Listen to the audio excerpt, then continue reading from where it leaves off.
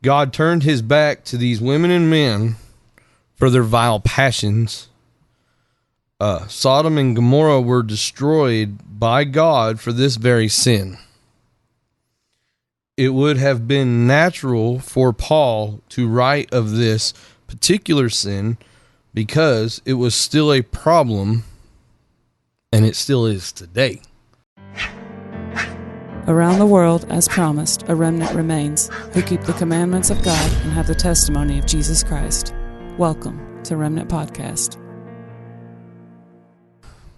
All right, man, we're back again with our By the Book Bible study in Romans chapter 1. Yep. And you think we're going to finish the chapter out today? I believe we're going to wrap it up today.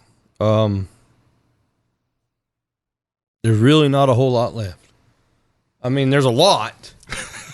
Don't get me wrong. But it's all in one. It's a all lot one, of it, like yeah. I said, 29 through 31 is a list. Mm-hmm. We can, we could probably do an episode on each thing on the list. But yes, I agree with you. That's not the goal of this study, is to go down to every single word, but to get the major concepts. right. And yep.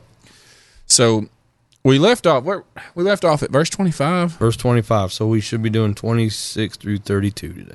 So that means we will end up. We did chapter 1 in 5 parts. Is that right? Yeah, because this will be part 5. Mm-hmm. That's good. If we could average 5 parts or less per chapter, we can actually get through. Yeah, this I think thing. it's less because number 1 was actually, number 1 was longer than what number 2 is going to be. Yeah. Chapter or verse wise. Right. Yeah, I just was thinking. I think if we can cover a chapter in 3 or 4 hours each time, or even 5 hours, that's good. Yeah. And I really hope that people will follow through with us on this. I'm not kidding. Yeah. I really believe it'll do something for you. And we talked about it, and if we do decide we're gonna, next week will be a review outline, and an overview. Yep. Of chapter 1. So I hope y'all are sticking around. If you're really listening to us and following through with us, I hope you are receiving off of it what we're receiving off of it. Yeah, that's a good way to word that. I like that. I mean, I actually had finished doing this chapter, studying the chapter 2 weeks ago in preparation, because we ended up not recording last week because of just busy schedules. Weren't able to, and I didn't know if we were going to be coming back and recording on an off day, so I had it ready.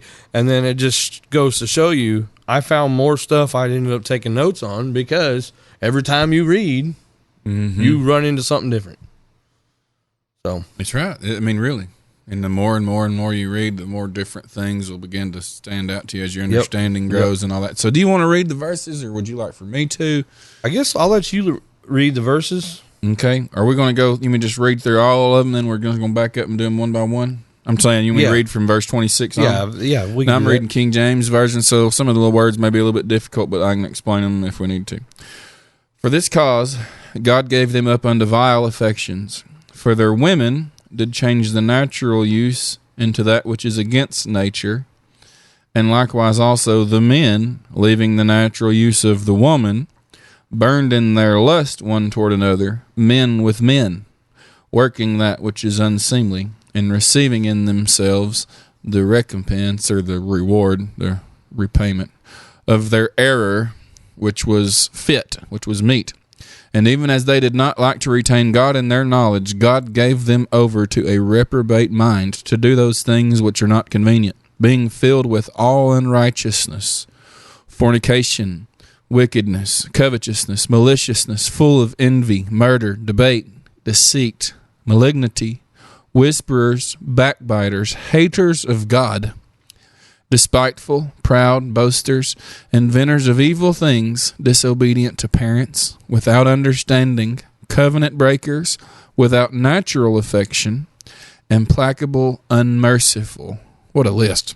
Mm-hmm. Who knowing, this is a powerful verse here, man. Who knowing the judgment of God, that they which commit such things are worthy of death, They not only do the same, but have pleasure in them that do them. All right, man, there's so much there. But let's back up and start at verse 26, I guess. You lead us off, man. All right, so in 24, which we didn't read, I'll read it real quick. It says, "Therefore God also gave them up to uncleanliness in the lusts of their hearts, to dishonor their bodies among themselves." So in 26, so when I read this, when I'm reading and studying this, what I'm getting is, Paul already said this in 24, which I just read. What he says in 26, for this reason God gave them up. So God gave them up to uncleanliness, but then I believe that Paul realizes he needs to explain what he is writing about. And that's why he says it again. And then he goes into it. And Paul writes that God turned his back to these women and men for their vile passions. Sodom and Gomorrah were destroyed by God for this very sin. It would have been natural for Paul to write of this particular sin because it was still a problem, and it still is today. Oh, this fits us today quite a bit. And Paul needed to warn the Romans. God called this sin an abomination. It is also called against nature, which God created.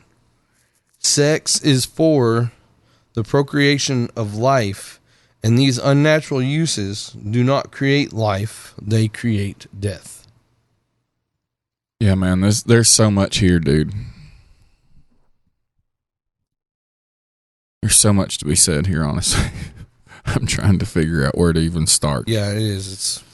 Let me start here. I think one of the main things that we need to understand out of this is that he says it 3 times. That's why I say it's one of the main things. He's placing a great emphasis on this spiritual point. That what's happening in the homo, transgender, LGBTQ world today, what's happening is happening because they have turned the truth of God into a lie. Yes. That's why it's happening. Absolutely. Once their hearts, once their minds says, no, God's truth is a lie. Once they worship and serve the creation more than the creator, these things that he says, what comes next will always come next. That's what I'm getting at. It was a problem in Sodom because in Sodom they did this, that when they knew God, they glorified him not as God. Yep. Became vain in their imaginations, and their foolish heart was darkened. And for this cause, God gave them up to uncleanness, to dishonor their own bodies between each other through the lust that is in them. What I'm saying is this will always happen, and it has happened here. It's happening here as we speak. And so, yeah, there's a lot we're going to say about other stuff. But that's what we got to understand, is that when God withdraws his influences on people's life, like we talked about in the last by the book, and just turns them over and says, fine, have it your way. This is what happens, man. Yeah. Every country that goes this godless route will turn to these things. I mean, seriously. Yeah.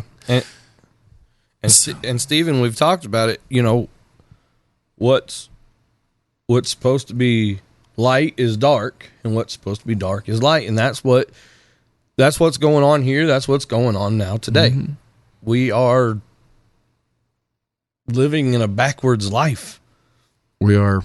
I mean, when they're coming right out and saying that this is not the truth, when for thousands of years it was the truth. Yeah, and it still is. But yeah. Well, I mean, yeah. But you see what I'm saying? Well, and it also says like they'll call bittersweet, right, and sweet bitter, and it's like you see something, you see this pair of homo dudes has adopted a son or something, and there's a picture and they're holding their little son, and people are like, oh, it's so sweet. I'm like, no, it's so bitter. Oh, it puts such a bitter taste in my stomach, bitterness in me, man. It's these things that people call sweet. Now, I mean, I know it literally means sweet as far as the taste, but they say, oh, this is so sweet, or oh, that's so sweet, this transsexual couple. Oh, they're so sweet. No, it's not. It's bitterness, man. It's bitter. It's darkness. They're like, you're being a light to your school. You coming out of the closet like this. You're such a light. You're such an inspiration to all of your friends, announcing your homosexuality. No, man, you're darkness.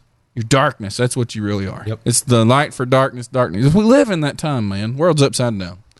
But I wanted to make that point, and then we'll go on with some things, is that what he is saying. Let me rephrase it one more time so that I make it clear. He's not saying that because they was doing all this homo stuff, God gave him up. He's saying God already gave them up, and that's why they're doing this homo stuff. You see what I'm saying? Yep. The order matters. What came first? God gave them up. Then they started doing all this crazy junk. Yep. And so that's what we talked about with this country. What came first? Not the homo junk.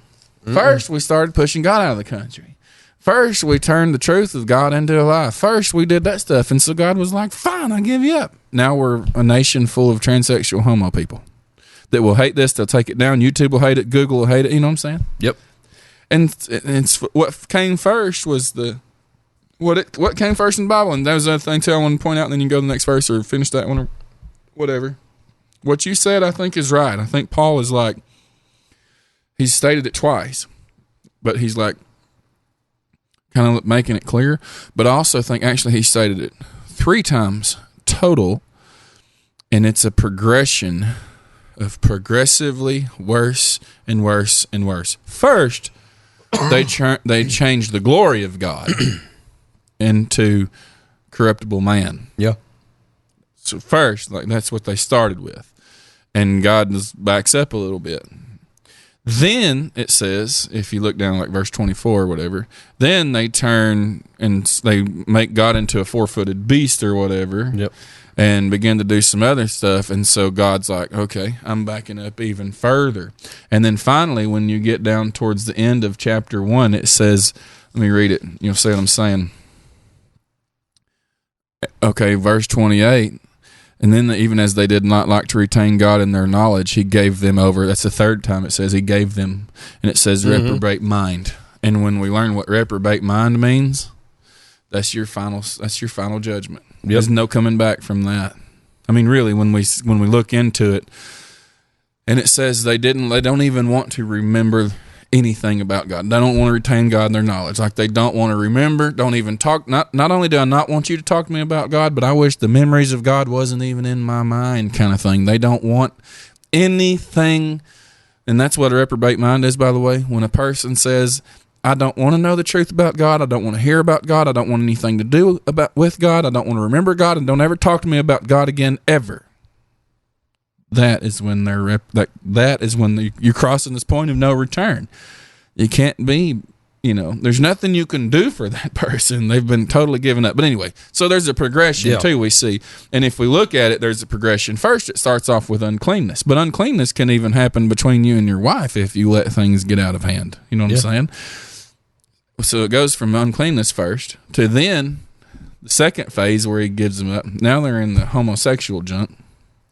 And then it goes into, we'll go through it here, but haters of God, just hate God. You know what I'm saying?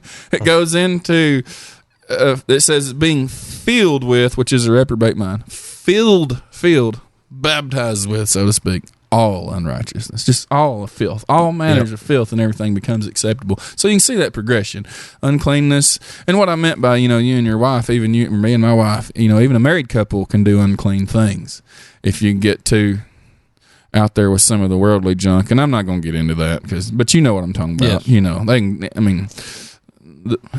It's good to have a physical relationship with your wife, and there's all kinds of stuff you can do, but I'm talking about some of the, I don't want to get into it.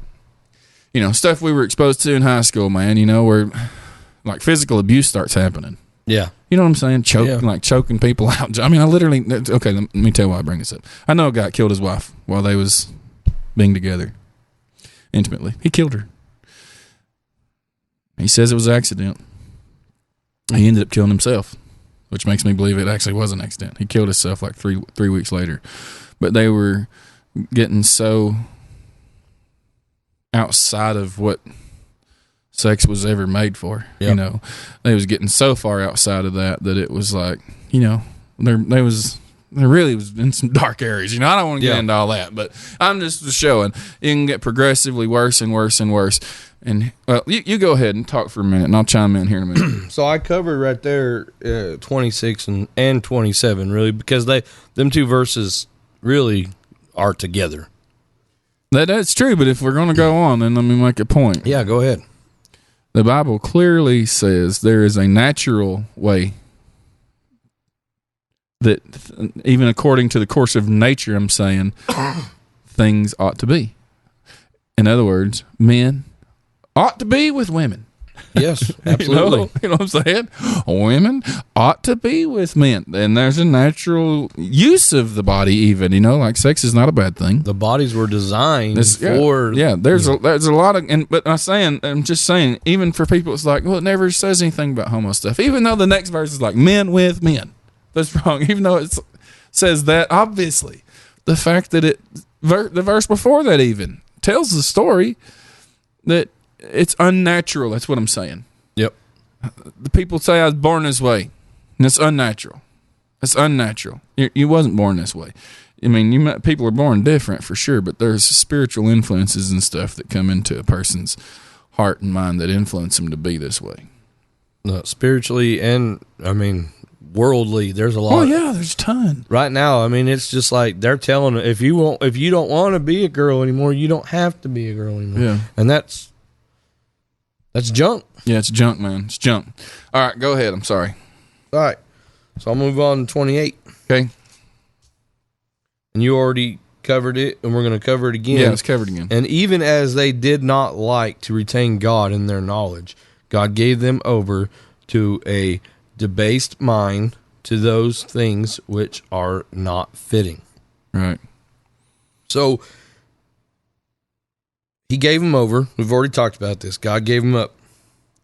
Mm-hmm. And I put in my notes allowed, but it's not like God was he was allowing them. He was just like, whatever, you know, like we already said, whatever. Yeah, it wasn't like you got my permission. Right. He wasn't giving them permission. Yeah, it was just like, I give up. To do these sinful, immoral, corrupt behaviors. This does not mean that such behaviors is acceptable. We just said that. It means that God gave to people, every person, the opportunity to make decisions. So, because we have free will, and we talked about this on the last one, you know, God holds back the immoral, those behaviors, and when he lets it go, that's when the human mind or the humankind, the nature of man is revealed. It's the sin in the man. Yeah. The sin that dwells in the flesh of the man, yes. And you can go ahead, I don't want to cut you off. It's people should understand that they will have to suffer the results of their actions. Yes. Yeah, two things I want to talk about. It's connected to exactly that. One is actually in verse 27, right above there. It says, receiving in themselves, what's your translation say? Reward, payment? Receiving in themselves the penalty of their error which was due. Right. So that's what I mean. The just punishment or whatever. So first of all, there's a reason that AIDS accompanies the homosexual crowd. Yeah. There's a reason that the life expectancy of a homosexual couple is 41 years old. Do you know that? I did not know that. It's because it's spiritually unhealthy, it's mentally unhealthy, and it's physically unhealthy. And when it says receiving in themselves, I even think about how that in themselves is all the way phrased back to God showed it in themselves. Mm-hmm. Like, so it's literally saying they are receiving the punishment in their bodies. Yep. Like, well, that's why Paul calls in another place sexual sins, fornication, adultery, whatever. He says you're sinning against your own body. Yep. You're damaging, you're destroying your own body. There's diseases that come with this kind of stuff, and that's what he's saying. There's a built-in punishment. In other words, even if God didn't add punishment, there is a built-in judgment against homosexuality, which is why Yep. you got all those crazy STDs. Okay, but then the other thing I wanted to talk about along these lines is the reprobate mind thing. And I just want to say this. And it's as clear as the nose on your face right here. Some people say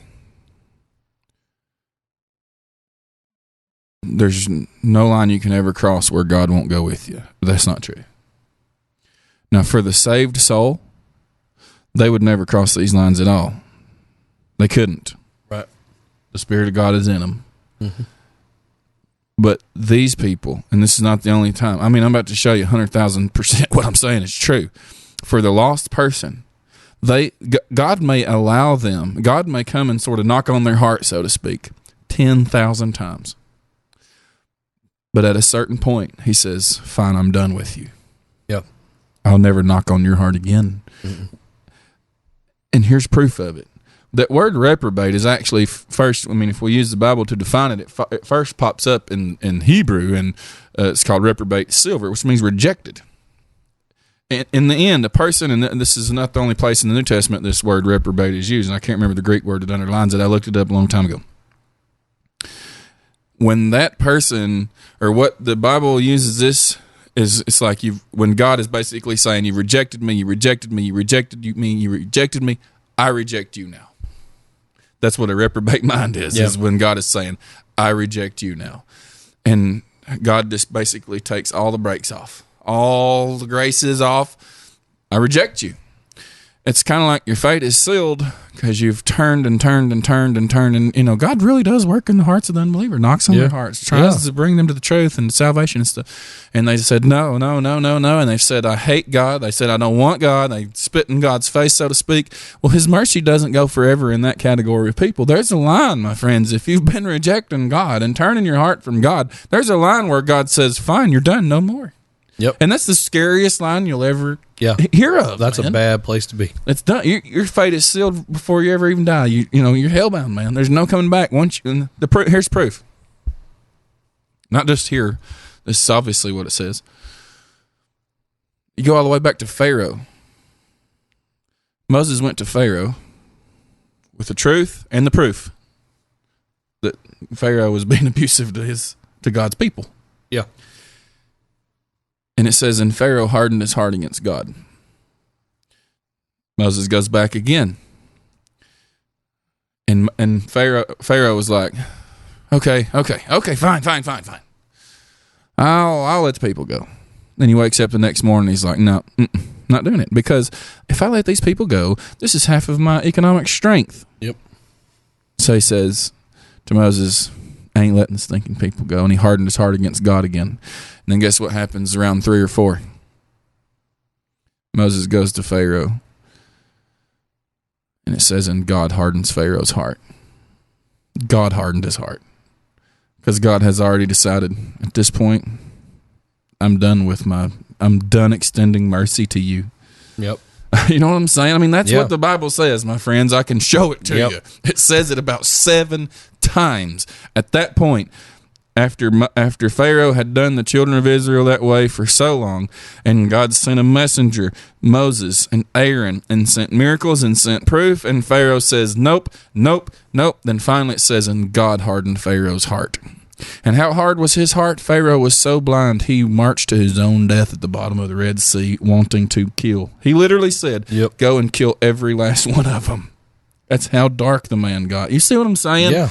This is a powerful verse, man. It's a powerful passage that we need to take very seriously. this is one reason you can't, when you're preaching the gospel to people that are lost, you can say God can forgive you of anything you've done. You can say that. But what you can't say is that you can continue and continue and continue to do this and God will always forgive you. That's wrong. You see what I'm saying? Yeah. When we preach the gospel to a person who's lost, or we share the gospel, we need to say, look, God can forgive you of anything you've ever done. There's no doubt in my mind. If you haven't turned your heart fully against God, if you even entertain wanting mercy, it's available for you, my friend. But you also need to look them in the eye and say, but it will not always be. Nope. The door is open now, but it will not always be. And you will progressively get worse and worse, my friend, if you don't. Yep. You see what I'm saying, Alan? Yeah. It's powerful stuff. And we already know when God shuts a door, no one's man opening opens it. Nope. That's right. No man opens it. And so this is dealing with a very dangerous position that certain people are in. As Paul calls it in a later place, he says they have their conscience seared with a hot iron. And what he means is this very thing. And Paul wrote this, and Paul writes that again in Corinthians, similar things. And what he's saying is when a person gets to the point of just God gives them up or whatever, their conscience, that thing that reminds you to do right and to tell the truth, to apologize when you've done wrong, the conscience, that part of you that God gave you to keep, to convict you or you feel guilt or whatever, to be your little inner policeman. Nope, that's gone. Now your conscience is seared. It's like you don't even feel anything. Like the Jeffrey Dahmer junk. Yeah. The stuff they'll end up doing. They don't even feel nothing. I mean, sitting there, it's just this guy. I don't even want to go into that. Yeah. But they don't even make a face over it talking about some of the junk they do. You know what I'm saying? They don't even faze them. They talk about it openly. Like, Yeah. So, I ate a few people. Yeah. And they sit there and talk to you about, like me and you were talking about the Bible. That's what I mean. Yeah. They just talk to you about, what's the big deal? Your conscience is seared with a hot iron, bro. You don't feel anything anymore. You're inhuman. At this point, you're inhuman. You're purely animalistic now. It's terrible, man. It's terrible. I know I went into it for a long time there, but it's very important that we get the truth out of these verses. So if you want to go on with verse 29 or however you want to do it, it's fine. I mean, I know that we've covered the points here. You want to jump to verse 32 or... Well, let me mention one thing if you don't have anything to say here. I mean, I do, but okay, go ahead. No, you go ahead. You go. So, Romans 1, 29 through 31. Do you want me to go ahead and read this again? Sure, you go ahead and do whatever you want to do. So, being filled with all unrighteousness, sexual immorality, wickedness, full of envy, murder, strife, deceit, evil-mindedness, they are whisperers, backbiters, haters of God, violent, proud boasters, inventors of evil things, disobedient to parents, undiscerning, untrustworthy, unloving, unforgiving, and unmerciful. So in 29, we see where the debased or reprobate mind leads to. Paul starts with all unrighteousness, but goes on to give a hefty list of examples That's right. of unrighteous things. Yes, that's exactly what he's doing. You're right. Filled with all unrighteousness. What do you mean? Oh, fornication, wickedness, covetousness, maliciousness. Yeah, haters of God. I mean, it's a terrible list of things. Yeah. But go ahead. No, that's... Here's what amazes me, though, about this list.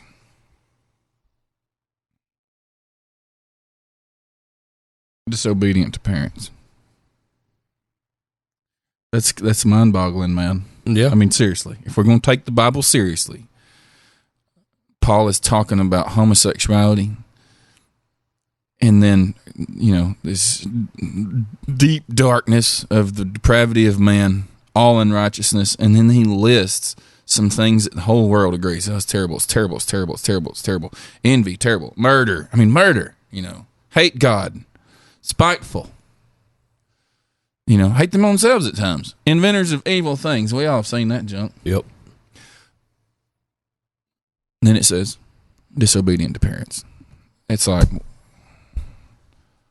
that doesn't belong. It I was seems. about to say it doesn't even. Doesn't You belong. didn't even That's what you would think. Yeah. The natural-minded man would Yep. think, well, that don't belong. But there's something to this. Doesn't just mean like if you told, let's say you got a 17-year-old son. This doesn't just mean, son, I told you to wash the car and you didn't wash the car. That's not what this is really talking about. This is here. Let me tell you something else that seems out of place to the minds of man. Thou shalt not kill. Thou shalt not steal. Thou shalt not commit adultery. Thou shalt not covet. Thou shalt not bear false witness against your neighbor. Honor your father and mother. It's like, wait a minute. I mean, I actually kind of did them backwards to make the point. Right. But it's like, how serious? Parents need to think about this. I preached something similar this other day, but I try not to step on any toes. How serious does God take obedience from your child to you? Very serious. He put it in the 10 Commands even. Yep. You know, and it's in this list of what happens when people do not acknowledge the truth of God and all that kind of stuff. And so all I was going to say is this is in here not for children to understand because they don't understand. Yep. This is in here for the parent to understand. What the Bible teaches us about disciplining our children, it's not abuse at all. It's not that. The Bible does not teach abuse at all. But it does teach to enforce discipline that matches the seriousness of the situation and to do it quickly. Don't put it off. It says, Right. you know, to do it what the Bible says betimes, which means quickly. As soon as something happens, you deal with it. And it says that in so doing, you will deliver his soul from hell. Yep. I mean, it's in Proverbs. I can go read it to you. And so, You know, I'm working on. I told you I was working on that. On doing another video. I'll tell you. I'm calling it Roads, and I think you'll like it when it's done. But that was in there is disciplining your child. I know the world now looks at. I mean, oh yeah, of course, there is a fine line. There is a point where discipline turns into abuse. Well, the Bible gives a good way to prevent that. It forbids you to discipline your child in the heat of anger. Yeah, that's because they didn't know. God knows you can't do it. You'll turn abusive then. Yep. So that's not the right time. You know. So if you can't, because it tells you to do it quickly, but it says don't do it in the heat of anger. And so if you can't do it, if you have to calm down for a day or two, well then you probably need to back up on your discipline later, and maybe give the kid another chance. The Bible has so much wisdom here. But anyway, go ahead. Yeah, but like you and me, our goal is to follow Christ. But as the spiritual leaders of our family, it's our job to make sure our kids they need to know right from wrong. If you don't teach them right from wrong, that's how they go down the wrong road. Yeah. And I mean, when they get to that age that they start making their own decisions, choosing their own roads, there's not really much else you can do except pray for them. But before they start to make, when they're still at that age, discipline is a very important tool. It's extremely important, man. Because as a parent, to me, I think that would make me more proud than anything is to see all my kids walk down the right road. Yeah, absolutely. With God. I mean, there's no doubt about that. No. I agree. That's the highest calling. I mean, there's a lot of people out there that, they dream of their kids graduating from college one day. You know what? If my kids, if all they ever get is just the high, 12th grade education, but they are walking on the road with Jesus Christ, that's all I could. I can't ask for any more than that. Yeah, I completely agree. I mean, it'd be nice to have the 12th grade education, but son, if you drop out of school, what matters to me more than anything, hands down, is them as kids following Christ. Now, here's why that discipline deal matters. This is why. Exactly. It matters because, well, look, when God created the family, he didn't do it by accident. He didn't just be like, here I have made one man, and, I didn't even think about he might need a woman. I guess I'll make a woman. Oh, well, I guess I didn't think about needing them to reproduce. I guess I'll make it to work. No, God knew from before he ever made Adam that his ultimate goal in mind was to make what we would call marriage and family. Mm-hmm. Like, God knew that. Yep. And in the mind, it's also, we got to think about everything, not from this, evolution's a stupid lie. You got to think about it from the perspective of the God that made you. He made it to where children weren't born knowing everything. They got to learn. Right. You know what I mean? And in that sense, your child, Alan, and mine will learn. They first learn about when they become a man, their relationship to God. They learn that when they're a child, their relationship to you. Yep. In a sense, you are a representative of God to your children. Yeah. You teach your children, this is what God says. This is how God said we live. This is how God said we do. When they get out of line, you punish them. And even God said it. I think about this all the time. I told a person this one day. There is no better parent than God. No. There's no better example of a parent than God. And God himself said every son he loves, he punishes when they do wrong. And he says if you do wrong and you receive no punishment, the King James way of saying it is then you're bastards and not sons. I know it's a cuss word in today's time, but it really isn't. But it's in the Bible. So God himself punishes his children when they get out of line. However, Alan, you brought up a really good point. There's nobody that loves his children like God does either. And I tell people all the time, your discipline for your child will never carry them further than your love for your child will carry them. So you can't beat your child into greatness. It doesn't work that way. But you can love your child into greatness. And a little discipline along the way goes a long way when it's mixed with love. Like, I know how much you love your son. Mm-hmm. And your daughters. But I just see it there. You're his father, but you're his friend. And I can only imagine that if you actually did feel like in your heart you got out of line with him in an abusive way at all, it would crush you worse than him. You know what I mean? I see that. And see, that's right. That's Bible love. But anyway, man, we've kind of drifted here. It's just... Okay, let me give you another example. And then I need to say this for my own conscience, and then I'll close or turn it back over to you. Again, there's no better example of a father than God the Father. And he calls in the Old Testament, well, now we're all in Christ, Jews, Greeks, Gentiles, whatever, In the Old Testament, God dealt mostly with Israel. There's no mystery there. Yep. And so he looks at Israel as his children in the Old Testament. And he disciplined them severely at times. But he also loved them severely. And here's the thing, too, that we run into with our kids sometimes. This is really where I was going. God gave them commands. Mm-hmm. But he didn't steal away their humanity when he gave the commands. In other words, what am I trying to say? We know that it's probably... There are certain things that you're probably going to let your son do that in a perfect world you wouldn't have to let him do it. But you'll let him by with it because you're afraid you lose him if you don't. Mm-hmm. Eventually, that may come. And you have to use biblical wisdom to do that. But in a way, God let Israel by with a lot of things that he said was wrong. He let them by with it because he didn't really want to have to bring in everything necessary. Really, you can go back and read. He let them by with a lot of stuff. When it got bad enough, he punished them. But, so as parents, it doesn't mean we're going to be perfect or anything like that. We kind of got way off. But really, that's there, and it's always stood out to me. Every time I read that, that's what I think about. Man, we need to make sure our children understand. See, because to them, like I said, we represent authority and truth, and in a sense, God. Yeah. And if they have no respect for us, if we don't ever teach them that, what makes you think they're going to grow up and have a fearful respect of God? It's just not going to happen.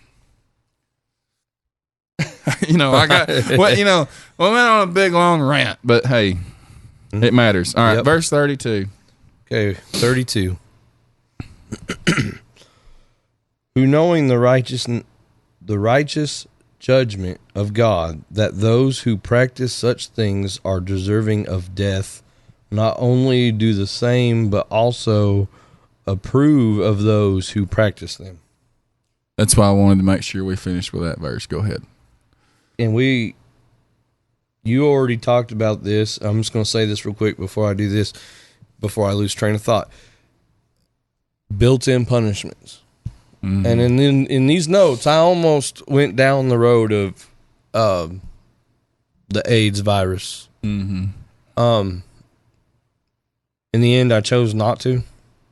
And then when you brought it up, I was like, I was on the right track. But, all right, so their willful ignorance and blatant disobedience or rebellion of these things must suffer the wrath of God. And if you don't think God is displeased in nowadays of time, just look around. Because you already said it. He's already said we're already under judgment to an extent. Yeah. What we're seeing is because God has already said, okay, fine. I'm not saying he's completely done with every individual, but what we're seeing is already a form of judgment. We talked about that before. Yep. Absolutely. And this last verse too, think about, because it says not only, so first of all, they know that it's wrong. They know the judgment of God, or they did. And it says that they know, listen, that knowing that they which commit such things are worthy of death. I mean, that's what it says. Mm-hmm. Knowing that they which commit such things are worthy of death. They know that. And then it says they not only do this, but they approve of others, or have pleasure, in my verses, have pleasure in those that do this. And so I think about it like this. That's why gangs exist and stuff like that, is because the people that are involved in some pretty deeply immoral stuff, they want other people to be involved with them in it. You see what I'm saying? They want to, as the King James says, they have pleasure in them that do them. And so, or they approve of others that do that. It's like, there's a reason that when teenage kids end up getting exposed to drugs for the first time, usually it's because there's like 8 people standing around in a circle smoking pot or something. Like they want, come on, man, just try it one time. Yep. Just a little taste. Just come on. That's how they are. That's why there's such thing as social sins. It's because the people that get involved in some of this wicked stuff, they want you to be involved in it too. And then when they see it on TV, they cheer it on. They approve of it. They're like, oh, yay, another homo came out. You know what I'm saying? The Bible is so wise. Back in our day, it was called peer pressure. Yeah. And nowadays, if you speak out against it, you're in the wrong, when it used to be the peers. That's right. Yeah. Were pressuring you, and now they encourage. I'm not saying they encourage drugs. That's not the road we're going down right here. Yeah. But in everything else. Yeah, and everything else. In social. It's to that point that any voice of truth is hated, even if it's a child. Yeah. Even if it's a child being like, no, y'all shouldn't do that. Oh, how dare you tell me what I shouldn't do? Yeah. They get all fired up, man. Oh, sorry, I've been drinking Pepsi here, but it amazes me, dude, every time we come this word, I'm so amazed. I love the Bible, man. I mean, the wisdom of the Bible is so mind-boggling when you just really get into it and say, Lord, why is this said? What does this mean? This is so relevant to the time we live in, isn't it? Yeah, and I mean, reading through this and studying has really opened my eyes to that. It's like, man, this is what we're going through right now. Yeah, it is. It is. And see, this is what I was telling you a couple of episodes ago, and we're done. We're closing, but I said when we get done with this and the more we study the Word, everybody, but you're gonna be one of the wisest men in the land, because you're gonna understand spiritually our country. You'll be able to look at our country and be like, spiritually, this is what's going on. Yeah. Spiritually, this is what's happening. God's taking His hand off of those people, and you'll be able to understand. And it's just amazing, man. Bible's amazing. So y'all stay with us. We're going to get into, actually, I think next week we're going to do a summary and recap. Is that right? Yeah, we're discuss. You know maybe what we might do? You know do what some highlights. You know what I just thought of? We'll do a summary and recap of chapter 1 and do a overview of chapter 2. That'll work too. Yeah, kind of saying these are some of the major points, and then we'll start unpacking them the next Sunday. So, cool, man. It's going good. I'm excited about it. RemnantPodcast.net, Remnant Podcast on YouTube, Remnant Podcast on Odyssey. But really, if you just go to RemnantPodcast.net, that will lead you to every audio and video outlet that we have, plus some other stuff. As we've said, one-stop shop. It's a one-stop shop. Everything Remnant Podcast. Everything. Mm-hmm. All right, man. I'm good. You good? I'm good.